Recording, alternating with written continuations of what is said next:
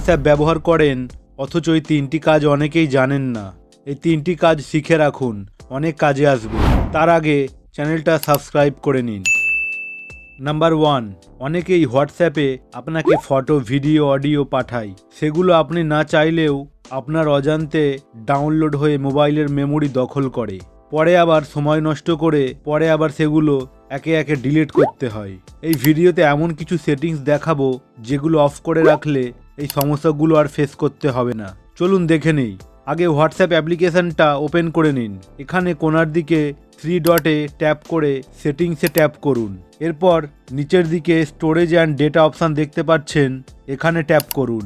এখানে নিচের দিকে দেখুন মিডিয়া অটো ডাউনলোড অপশান রয়েছে। হোয়েন ইউজিং মোবাইল ডেটার উপর ট্যাপ করুন। এখানে দেখুন ফটোস, অডিও, ভিডিওস, ডকুমেন্ট সবগুলোর ওপরে টিক মার্ক দেওয়া আছে। সবগুলো থেকে টিক মার্কগুলো উঠিয়ে ওকে করে দিন। একইভাবে নিচের দুটো টিক মার্ক উঠিয়ে ওকে করে দিন। Same process.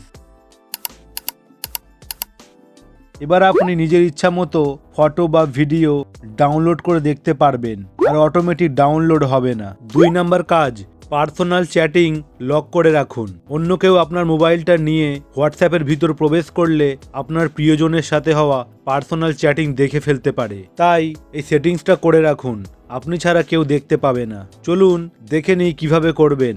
এই যে ওপরেরটা আমার পার্সোনাল চ্যাটিং, এটার ওপর কিছুক্ষণ ট্যাপ করে ধরলে সিলেক্ট হয়ে যাবে। এরপর ওপরে কোণার দিকে 3 ডটে ট্যাপ করুন। এবার 5 নম্বরে দেখুন লক চ্যাট অপশান দেখতে পাচ্ছেন, এখানে ট্যাপ করুন।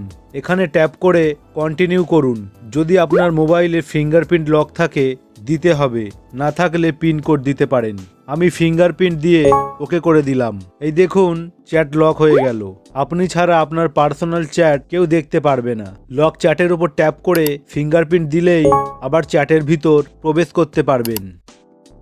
3 নাম্বার কাজ, যারা নিজের ছবি প্রোফাইলে দিতে পছন্দ করেন না তারা প্রোফাইলে কার্টুনের মতো ছবি দিতে পারেন, যেটা দেখতে খুবই ইন্টারেস্টিং লাগে। কার্টুন ছবি দেওয়ার জন্য আপনাকে আলাদা করে কোনো ছবি খোঁজার প্রয়োজন নেই। প্রথমে কোণার দিকে 3 ডটে ট্যাপ করে সেটিংসের উপর ট্যাপ করুন।